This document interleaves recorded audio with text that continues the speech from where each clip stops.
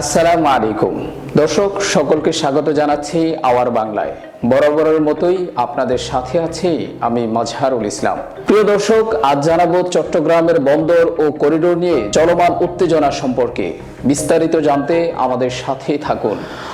চট্টগ্রাম বন্দর ও এর সংলগ্ন যে করিডোর ঘিরে সাম্প্রতিক সময়ে উত্তেজনা নতুন মাত্রা পেয়েছে।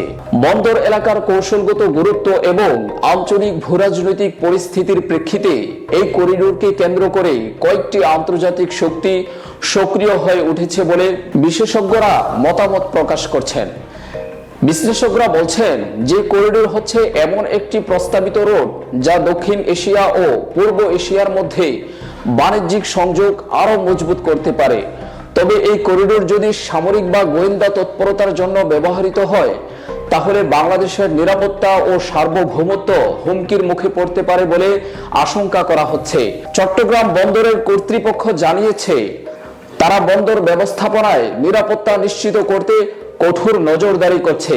এদিকে স্থানীয় প্রশাসন এবং নিরাপত্তা বাহিনী বন্দর ও আশেপাশের এলাকায় নজরদারি বাড়িয়েছে। বিশ্লেষকরা মনে করছেন আন্তর্জাতিক সহযোগিতা বজায় রেখেই বাংলাদেশকে নিজের স্বার্থ অক্ষুণ্ণ রেখে কূটনৈতিকভাবে অগ্রসর হতে হবে। অন্যথায় আঞ্চলিক উত্তেজনা চট্টগ্রামের মতো গুরুত্বপূর্ণ স্থানে বিরূপ প্রভাব ফেলতে পারে। আজ এখানেই শেষ করছি। সকলে সুস্থ থাকুন, ভালো থাকুন আর দেখতে থাকুন আওয়ার বাংলা। চ্যানেলটি ভালো লাগলে লাইক, কমেন্ট, শেয়ার করে আমাদের পাশেই থাকুন। আল্লাহ হাফেজ।